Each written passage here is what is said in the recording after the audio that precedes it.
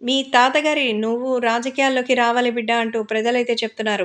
ఇటీవల జూనియర్ ఎన్టీఆర్ ఒక షూటింగ్‌లోకి వెళ్ళగా, అక్కడ లొకేషన్స్‌లో ఉన్నటువంటి కొంతమంది పెద్దవాళ్ళు ఎన్టీఆర్‌ని రాజకీయాల గురించి అడిగారట.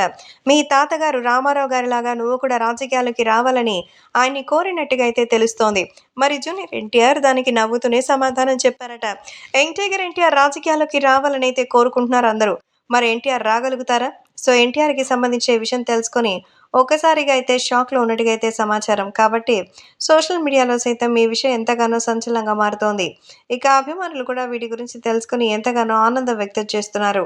సో, సోషల్ మీడియాలో సైతం యంగ్ టైగర్ ఎన్టీఆర్‌కి సంబంధించిన విషయాన్ని ఎంతగానో సంచలనంగా అయితే మారుస్తున్నట్టుగా సమాచారం. కాబట్టి సోషల్ మీడియాలో సైతం ఈ విషయం ఎంతగానో వైరల్‌గా మారుతోంది. అలాగే అభిమానులు కూడా జూనియర్ ఎన్టీఆర్ తెలుగుదేశం పార్టీలోకి వచ్చి మంచిగా సపోర్ట్ చేయాలని కోరుకుంటున్నారు. ఎన్టీఆర్ ప్రస్తుతం సినిమాల్లో అయితే ఫుల్ బిజీగా ఉన్నారు. ఆయన చేస్తున్న సినిమాలో ప్రస్తుతం 'దేవర'. ఇప్పటికే ఈ సినిమా పాన్ ఇండియాలో 5 భాషల్లో రాబోతోంది. మ్యూజిక్ రవిచంద్ర ఇస్తున్నారు అనిరుద్. అయితే 'దేవర' సినిమా అక్టోబర్ 10వ తేదీన థియేటర్‌లోకి వస్తుందనేది సమాచారం.